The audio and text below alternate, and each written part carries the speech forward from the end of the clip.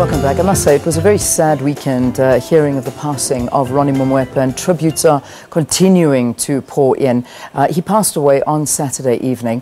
Mamoepa served as Deputy President Cyril Ramaphosa's spokesperson. This was since 2014. A former political prisoner and member of the Gauteng Provincial Legislature, Mamoepa also has been praised for the work he did as the veteran communicator in different government departments, including Home Affairs as well as International Relations.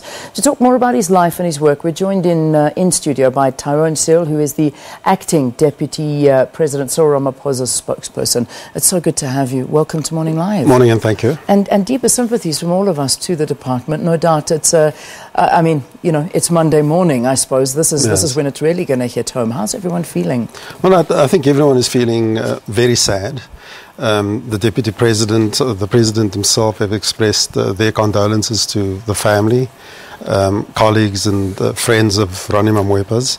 And that's because he has really left a big gap in everyone's lives, and in our offices, and not just in the presidency or in government, but I think in so many spaces around the country and internationally, because his time with the Department of Foreign Affairs in particular, and his time in the ANC presidency and the presidency of government really exposed him to the global community and is held in high regard all over the world. Yeah, certainly. I mean, when you think of a man he really has done so much when it's come to government communications. He's worked in many different departments, and, you know, when you know, as I was reading, some people reminiscing about him, and I think so many people brought out his wonderful sense of humor, because he had a wonderful, naughty way about him, and yet when it called for him to be professional, he would just turn on that professionalism like nothing on earth.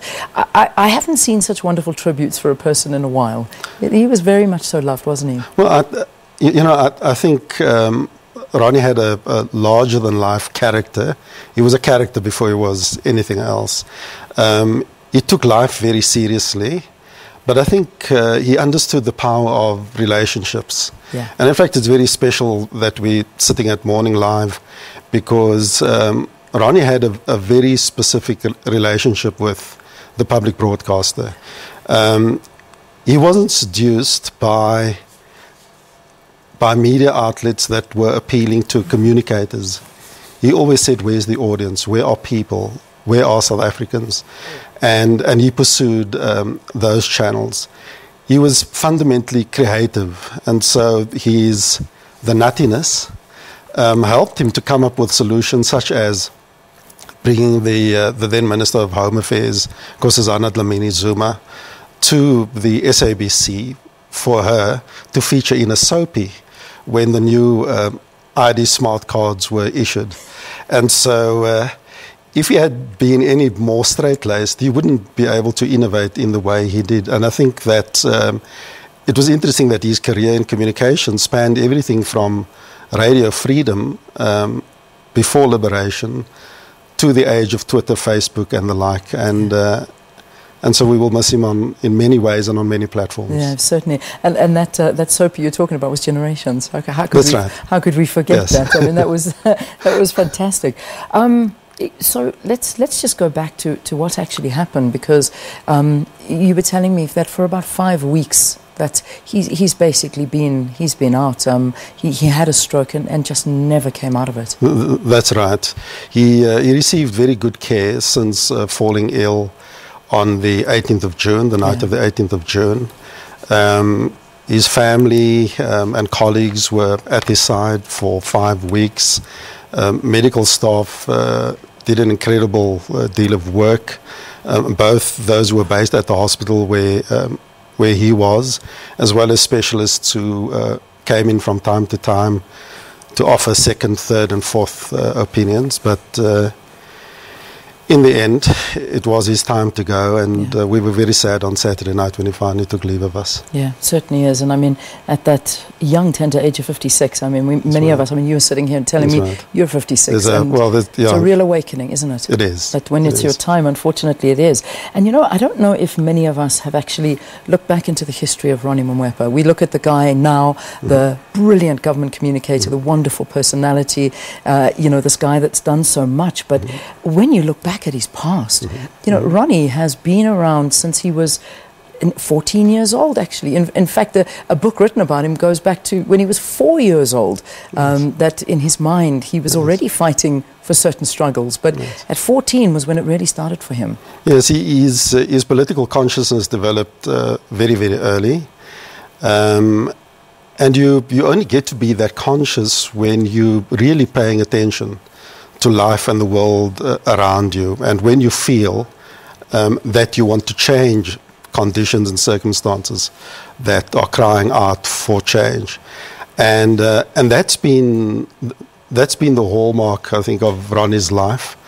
As a professional, as an activist, he took a great interest in the world around him, not only politics.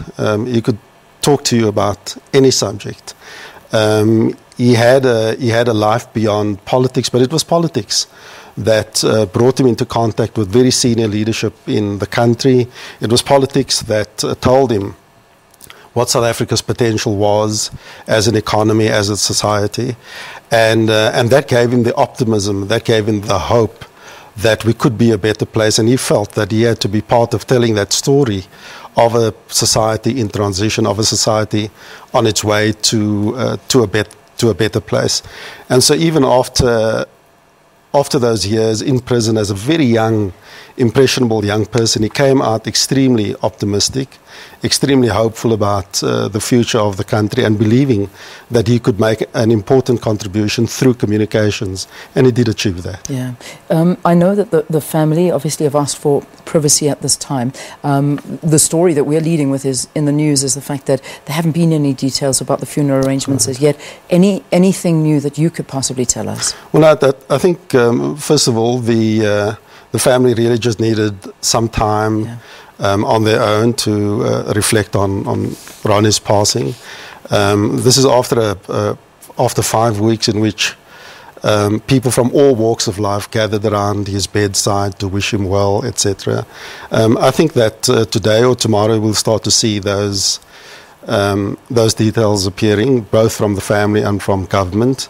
And announcements will be made in due course. All right, we'll leave it there. Thank you so much for coming in and talking to us here about the life of Ronnie Mamoepa. Details, of course, will be made available to the public once they do when it comes to funeral arrangements for the late Ronnie Mamoepa. But talking to us is Tyrone Seale, who is the acting spokesperson for Deputy President Cyril Ramaphosa. Thank you very, very much for joining us.